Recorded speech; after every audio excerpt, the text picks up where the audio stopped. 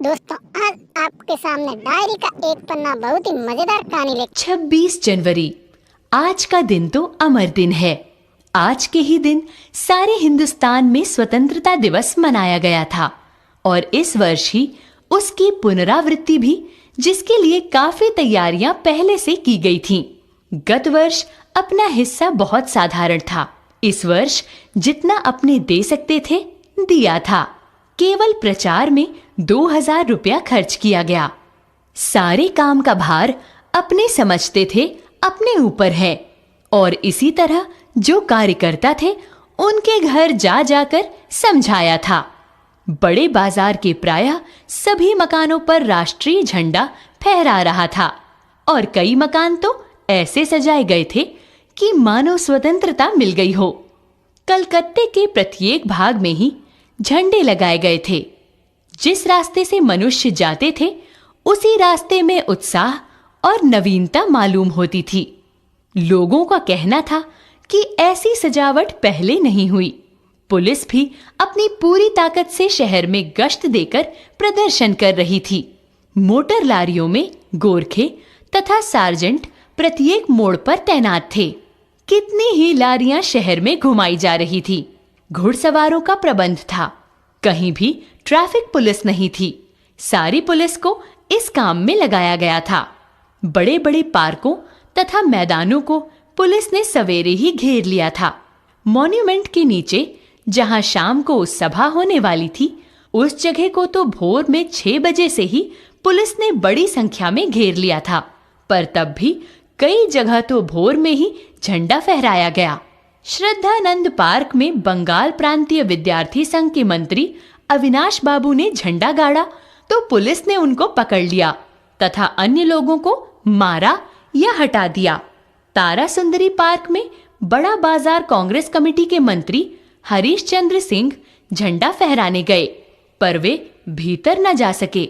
वहां पर काफी मारपीट हुई और 2-4 आदमियों के सिर फट गए। गुजराती सेविका संघ की ओर से जुलूस निकाला गया जिसमें बहुत सी लड़कियां थीं। उनको गिरफ्तार कर लिया गया। 11 बजे मारवाड़ी विद्यालय की लड़कियों ने अपने विद्यालय में झंडोत्सव मनाया। जानकी देवी, मदालसा बजाज नारायण आदि भी गईं। लड़कियों को उत्सव से क्या मतलब समझाया गया। एक बार मोटर में बैठकर सब तरफ घूम कर देखा तो बहुत अच्छा मालूम हो रहा था। जगह जगह फोटो उतर रहे थे। अपने भी फोटो का काफी प्रबंध किया गया था। 2-3 बजे कई आदमियों को पकड़ लिया गया, जिसमें मुख्य पूर्णोदास और पुरुषोत्तम राय थे। सुभाष बाबू के जुलूस का भार पूर्णोदास पर था, पर वे प्रबंध कर चुके थे। स्त्री समाज अपनी तैयारी में लगा था। जगह जगह से स्त्रियां अपना जुलूस निकालने की तथा ठीक स्थान पर पहुंचने की कोशिश कर रही थीं। मॉन्यूमेंट के पास जैसा प्रबंध भोर में था, वैसा करीब 1 बजे नहीं रहता। इससे लोगों को आशा होने लगी कि शायद पुलिस अपना रंग ना दिखावे, पर वह कब रुकने वाली थी। 3 बजे से ही मैदान में हजारों आदमियों की भीड़ होने लगी। लोग टोलियां बना बनाकर मैदान में घूमने लगे। आज जो बात थी वह निराली थी। जब से कानून भंग का कानून शुरू हुआ है, तब से आज तक इतनी बड़ी सभा ऐसे मैदान में नहीं की गई थी। ये सभा तो कहना चाहिए कि ओपन लड़ाई थी। पुलिस कमिश्नर का नोटिस निकल चुका था कि अमुक अमुक धारा के अनुसार कोई सभा नहीं हो सकती। जो लोग काम करने वाले थे उन सबको इंस्पेक्टरों द्वारा नोटिस और सूचना दे दी गई थी कि आप यदि सभा में भाग लेंगे तो दोषी समझे जाएंगे। इधर काउंसिल की तरफ से नोटिस निकल गया था कि मॉन्यूमेंट के नीचे ठीक 4:24 पर झंडा फहराया जाएगा तथा स्वतंत्रता की प्रतिज्ञा पढ़ी जाएगी। सर्वसाधारण की उपस्थिति होनी चाहिए। खुला चैलेंज देकर ऐसी सभा पहले नहीं की गई थी। ठीक 4:10 पर सुभाष बाबू जुलूस लेकर आए। उनको चौरंगी पर ही रोका गया, पर भीड़ की अधिकता के कारण पुलिस जुलूस को रोक नहीं सकी। मैदान के मोड़ पर पहुंचते ही पुलिस ने लाठियां चलानी शुरू कर दी। बहुत आदमी घायल हुए। सुभाष बाबू पर भी लाठियां पड़ी। सुभाष बाबू बहुत जोरों से वंदे मातरम बोल रहे थे। ज्योतिर्मय गांगुली ने सुभाष बाबू से कहा, आप इधर आ जाइए। पर सुभाष बाबू ने कहा, आगे बढ़ना है। ये सब तो अपनी सुनी हुई लिख रहे हैं, पर सुभाष बाबू का और अपना विशेष फासला नहीं था। सुभाष बाबू बड़े जोर से वंदे मातरम बोलते थे। ये अपनी आंख से देखा कि पुलिस भयानक रूप से लाठियां चला रही थी। क्षितिज चटर्जी का फटा हुआ सिर देखकर तथा उनका बहता हुआ खून देखकर आंखें मिच जाती थीं। इधर ये हालत हो रही थी, उधर स्त्रियां मॉन्यूमेंट की सीढ़ियों पर झंडा फहरा रही थीं और घोषणा पढ़ रही थीं। स्त्रियां बहुत बड़ी संख्या में पहुंच गई थीं।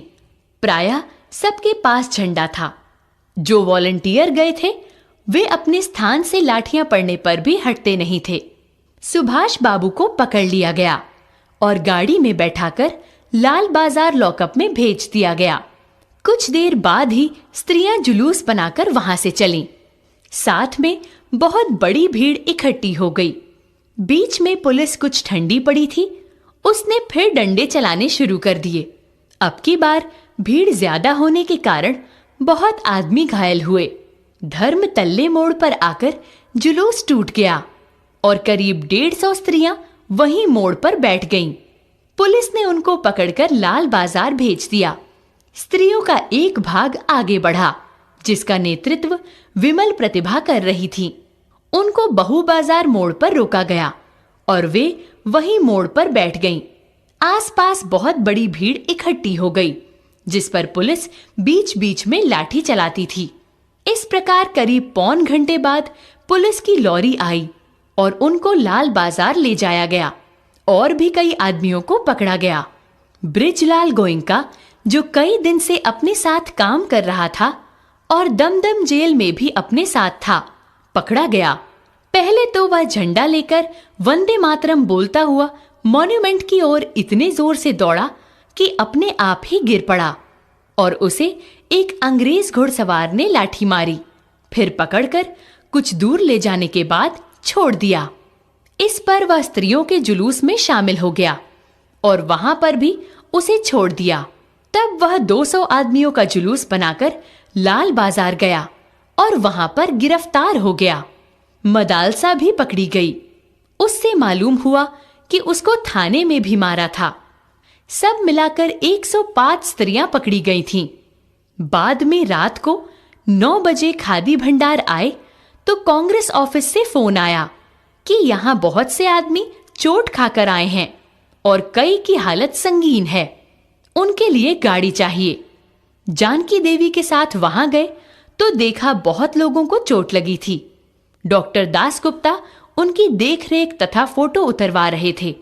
उस समय तक 67 आदमी वहां आ चुके थे। बाद में तो 103 तक आ पहुंचे। अस्पताल गए लोगों को देखने से मालूम हुआ कि 160 आदमी तो अस्पतालों में पहुंचे और जो लोग घरों में चले गए वे अलग हैं। इस प्रकार 200 घायल जरूर हुए हैं। पकड़े गए आदमियों की संख्या का पता नहीं चला, पर लाल बाजार के लॉकअप में स्त्रियों की संख्या 105 थी। आज तो जो कुछ हुआ वह अपूर्व हुआ है। बंगाल के नाम या कलकत्ता के नाम पर कलंक था कि यहाँ काम नहीं हो रहा। वह आज बहुत अंश में घुल गया और लोग सोचने लग गए कि यहाँ भी बहुत सा काम हो सकता है।